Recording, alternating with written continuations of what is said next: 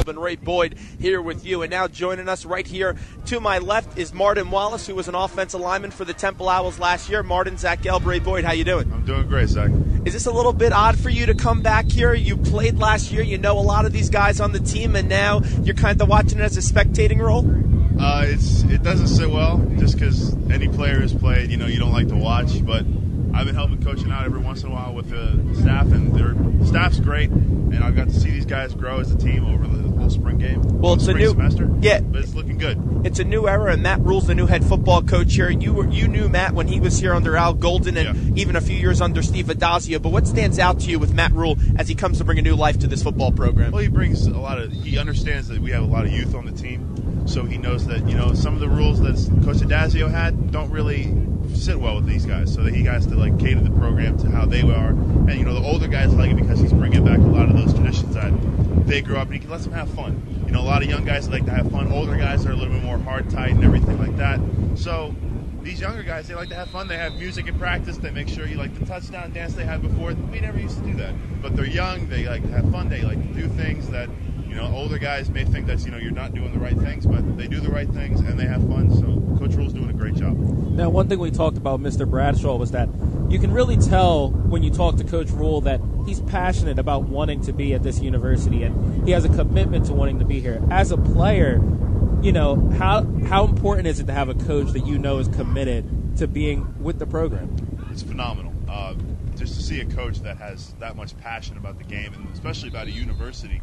There's a lot of coaches, they have passion about the game, but once you have a passion about a university, and I think he takes that after seeing his alma mater with Joe Paterno, that passion that he has for the university, it's really refreshing, because now he understands that he's not, everybody on the team now understands he's not going to be one of those coaches that might use it as a stepping stone. I'm not saying any of the coaches used it before, but he's just using the team for what it is, and it's really helping because the guys trust him, the coaching staff that he brought in, they trust him, and everything's working for him right now. And you look at this offense. Last year you guys did a lot of running the ball with Montel Harris and Matt Brown because that was your bread and butter. But now talking to Matt Rule, they expect to throw the ball more. Connor Riley's going to probably be the quarterback come opening game. You also have P.J. Walker, who could be coming in as he just signed on with them in this past recruiting class. What do you like out of this QB position? Well, I think they're opening up more lanes and more things to do. They're doing stuff that most of the league knew we were going to run the ball every single time, so they just stacked the box with 9 to 10 people. This is going to spread it out, and it's going to keep it a more versatile offense. Last year we had a versatile run game. Now it's a complete versatile offense. And you have Kenny Harper. He's going to come in, and now he has a lot of big shoes to replace. And that's the one thing this program has been able to do over the last few years. They produced a lot of good running backs. Bernard Pierce, who just won a Super Bowl. You have Montel Harris. He's projected to go in the 4th or 5th round of the draft. Matt Brown should sign on with someone after the draft. But the running game right now, I have to imagine you're still committed a little bit more to the run. But Kenny Harper has a lot of big shoes to fill. Well, he has big shoes, but he also has a lot of help. They have, we have Jamie Gilmore right next to him. We have Jalen Harris. We even have Chris now. He's a fullback. So I think he has a lot more people he can rely on, and it's not just on Kenny Harper. But Kenny's doing a great job. I've come to see a couple scrimmages. Kenny does a great job running the ball, and he's becoming a bigger back, which is something that I think we like to have, the bigger back instead. I'm not saying we didn't like having Matt, but he was quick and shifty and small, and Bernard was bigger. So I'm thinking that he's going to fill the shoes of being the new big back. You're exactly right, because I'm watching it right now. Harper just scored. This team, there's a big-time sense of excitement here. Yeah. You never saw something like that with the touchdown dances under Steve Adazio. Exactly. And as a player, that just has to be so encouraging that you're on the same page with your head coach. And I feel like it's just going to be a new football team this year than what you've seen in years past. Yeah, coaches come and coaches go, and teams change all the time. That was one thing I had to learn because I wasn't originally at the university. I had to transfer whole school, so I saw a completely different change of coaching and everything when I went from Coach Rocky Hager to Coach Al Golden. It was just a huge change. Now, Mark, we talked about obviously the changes in terms of the run game, the passing game. Yeah. From an offensive line standpoint, what do you think about the line as it's currently constructed? Because obviously a new offensive philosophy means that the line's going to have to adjust. Are you confident in them going into next season to be able to make that transition in terms of style successfully? Yeah, I am. I think they have a really good the tackles in the center are really seasoned, and the guards can really learn. Brendan McGowan and Scott Rorta. You got Dawkins. Deion Dawkins is really coming out as a freshman. I've been watching him. He's doing a really good job. You got Cody Booth moving the tackle, and he's a seasoned guy. He's played in a lot of games. Even though he played at tight end, he understands the fact that the quarterback's the most important person when he has the ball, or the running back's the most important person, and he understands offensive football.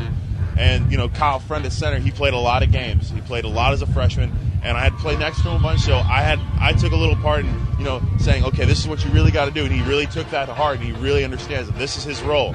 And you got Zach Cooks right now at right tackle, and I had to play with Zach as well. So he understands that he plays hard, he does the right thing, and as a whole offensive line unit, they're really willing to learn. And Coach Mogers has done a great job with them. I've sat in a couple of meetings. He's a great guy. He understands, like Coach Rule, that they are young and that he doesn't, he's completely different mental change of where Coach Justin Fry was more geared toward an older crowd when he first got in. Coach Mogers is really geared toward this younger crowd and understands that, you have to take your time. This is patience. You have to really help them and not just be like a loose cannon and explode on. You have to help them out and act like they're your children. Right. Martin Wallace joins us. And Martin, you see this team last year. You were a leader. You had Matt Brown was a leader, and also Brandon McManus. You lose 3 big-time locker room guys to this program. Who are some of the guys now on this team that you could see replacing you guys in that leadership role? Well, you have Chris Coyer. He was a leader last year. He was younger than I was, but he did a great job. You got Kenny Harper as well, great leader on the offensive side of the ball. Cody, great leader on the defensive side. You got Roby, great guy. Levi's always kind of been there. But Sean Daniels is starting to emerge as a leader as a defense. He likes to talk. He has that defensive mentality. And you have Tyler Matakevich, who's really coming up as a player. And pretty much, I think the whole group is going to congeal over the whole summer that they have together, and it's just going to be a great thing to see. In your career, what's the next step for you? I saw you had your pro day. You're trying to catch on in the NFL? Yes, sir. I'm waiting to see what happens this weekend. I'm seeing if I get a call, if I'm drafted. God willing, if I am. If I'm not, then I got to pick a team, and I got to try as hard as I can. Have teams shown interest in you? Have you talked to teams? Yeah, some teams have shown a lot of interest. The Bengals, the Chargers, the Vikings, the Eagles, the Giants, the Jets. I got a call last night from the Falcons, Green Bay Packers. A lot of teams are showing interest, but until draft day comes and you get that call, if God willing it comes, then So let's just say if I'm an NFL GM and I'm going to go into that role and I ask you, I'm sitting down with you in this interview process, and it's a rigorous process. They ask you some bizarre questions, and then they get to a lot of football stuff as well. Yeah. Who is Martin Wallace, though? He's a guy who's going to keep working for you. He understands that he has to work, and he understands that it's going to have to take blood, sweat, and tears. And he's willing to commit that. He's got a great backing. My fiance and everything, she has a great belief in me, and I have a great belief in the fact that if I keep working hard and I have to do what I have to do, even if I have to move into guard, if I have to move the tackle, even if I have to move the center, I'll do it. I'll do whatever I have to do in order to make the team and help the team win. And when you look at some of your former teammates right now who are currently in the NFL, obviously Steve Maneri, Bernard Pierce, guys coming from Temple who are thriving in the National Football League, and as you hope to make that step, what does that say about the program producing those type of athletes?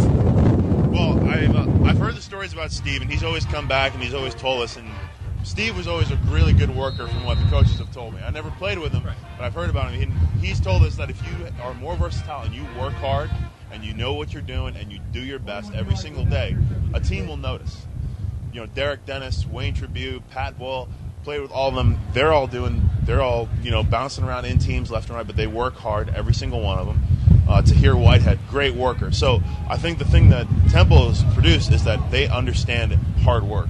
I'm not saying other universities don't say that, but I'm saying the way that we've been coached when they were younger and with a Coach Golden, Coach Adazio, especially Coach Rule, it's always preached you work hard and this becomes your craft. And if you want to do this as a craft, you have to put everything you need into it. Before we let you go, I know that you are from New York just like myself. Does that mean you're a Knicks or a Nets fan?